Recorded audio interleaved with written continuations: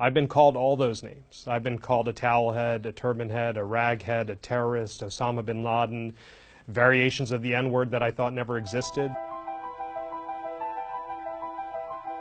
Several weeks ago, two radio hosts were talking about me and the work of my office and claimed that they couldn't remember my name and said that they were going to give me a new name, that they were going to call me Turban Man, and then they sang that in a sing-song voice and made other comments. And I have very thick skin. I've been called far, far worse than Turban Man throughout my life. So on a personal level, it didn't affect me. But when that radio host said, listen, if that offends you, almost directed at me, if that offends you, then don't wear the turban and maybe I'll remember your name. And that's what really caused me some pause. Again, not about me, but how that affected others. In that one moment, that radio host took the most visible article of faith for a Sikh and just reduced it to nothing.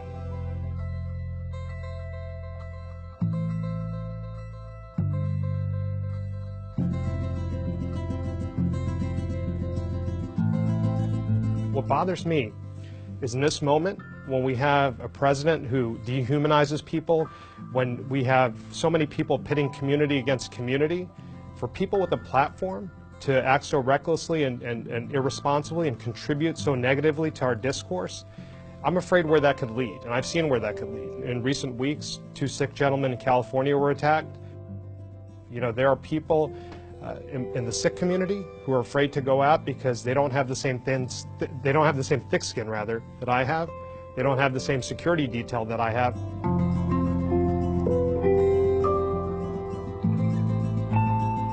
This is the state I grew up in.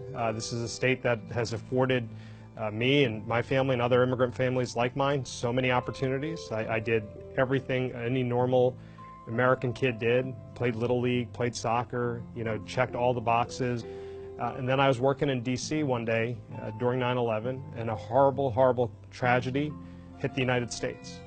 But I didn't have time to grieve with my neighbors and my friends. We had this enormous backlash against Muslim Americans, against really anyone who didn't look American enough, or at least against anyone who looked like those images on TV that we associated with the people who were responsible for that attack.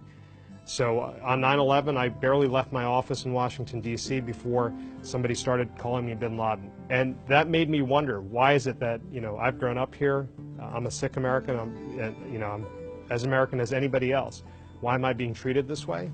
And so, you know, I thought it was incumbent upon me to help sort of educate others as to who I was. And I thought there was no better way for me to do that than to become a public servant, and no better public service for me than to become a prosecutor. I don't think I ever thought it was possible for me or someone like me, who looks like me, who believes like me, to achieve this position. I think what it shows people is that even in this particular moment, that there are pockets of decency in this country, that at least in New Jersey, the American dream is alive and well, and that it doesn't matter what you look like, how you worship, where you come from, who you love, that you could achieve success no matter who you are.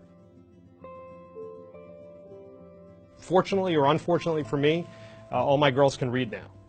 And so they're able to read the articles about me that come in our local paper. And so, you know, as much as we try to shield them and protect our kids from hateful conduct and hateful speech and, you know, all this other negativity out there, they know it now, right? They can read the paper and they could see what somebody called daddy. And so, you know, we just try to sit down with them and say, you know, no matter how people treat you or what they say to you, you need to treat everyone with kindness, decency, and respect.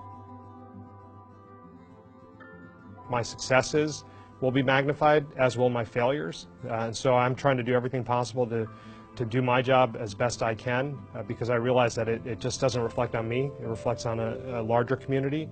And I hope I could do it in a way that shows the broader public who Sikhs are, that we value public service, that we value equality, that we are people who are there to fight for the rights of others in our personal lives, in our religious lives, and through our public service as well. I would say to any Sikh American out there who's watching this, that anything is possible for them, that their identity is not an obstacle to success. It might be tough at times. I've been bullied, I've been accosted, I've been not served in restaurants.